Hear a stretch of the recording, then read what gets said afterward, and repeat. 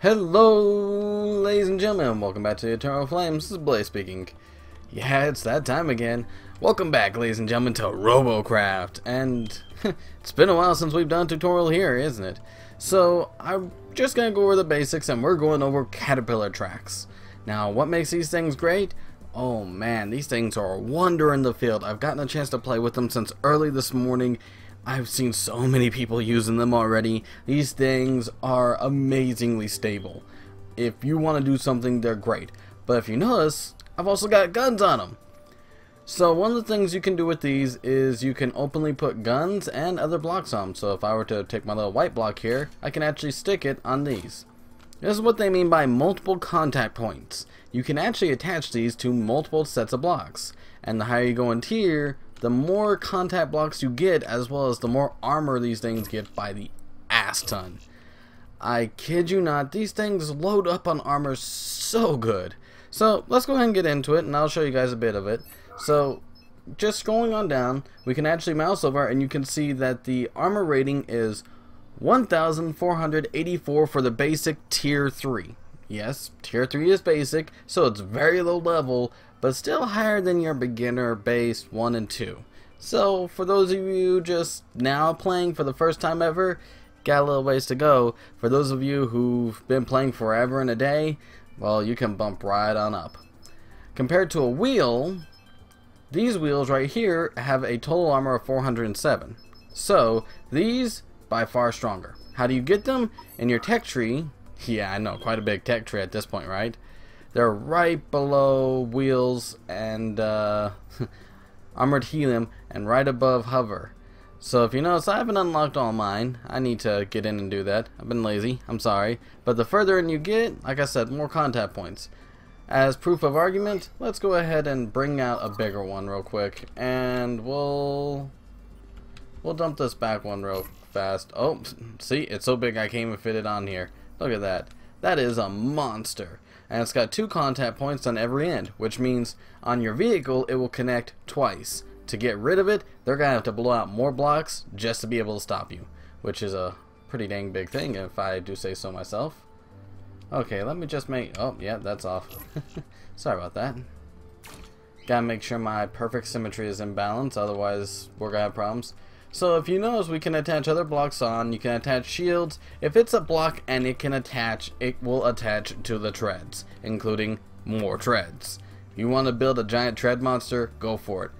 But I know that's not what you guys are here to see, so let's get into it. Let's go ahead and go straight into a practice match and click OK. Also, how you guys liking the background soundtrack? These guys putting a lot of work into their stuff. Okay. So, how do these things work? Well, if you notice, it's real low to the ground. These things... what the heck happened there? These things basically just continuously roll out. They go up hills without problems as long as you can keep your momentum. And if you notice, there was no wheelie or anything like that, they immediately grip down. Now, what are downsides? Well, they're a bit slower than wheels, and if you notice, they can kind of climb, but they're not the greatest at it. But if you notice, with a little bit of willpower, you can still do some amazing things. Wheels, not that much traction. But hey, you know, so these are about maybe a step down from, like, say, crawler legs as far as, you know, mobility, but a definite step up as far as stability. Big thing is you can go so many places, and since you can add more blocks to them, oh, does it make them stable for this stuff. Look at this. I know for a fact that my shot is stable. I know I'm not doing wheelies or anything like that while I'm firing, and I can just go ham on it. So there you go. These things just great for this kind of stuff. Also, since they're highly durable, you really don't have to worry too much about, you know, oh, are they gonna immediately be shot off, or is someone just going to blast right through? No, these things are gonna hold. These things, compared to so many of the other vehicle mobilities, are gonna sit there and take the damage. So putting a bunch of treads on, not a problem. Balance an issue? Not really. If you notice, I'm pretty top heavy for the most part, and I'm still not, like I said, wheeling or anything like that. Okay, how are these best utilized? All the way around. This is one of those few occasions where I'm going to say, pick your poison with your weapon. Because of how durable they are, you're more than welcome to use plasma to just get in there and rip people to shreds. You're more than happy to use SMGs like I'm doing right now. These things are meant to hold. The only issue is they are very ground based and you are stuck to the ground. You also want to carry at least 2 of them. Could you roll with 1? Possibly. Could you actually put one like somewhere dead center and actually make that work? Possibly. It looks doable. Can I recommend any specific weapon for these? Actually, no.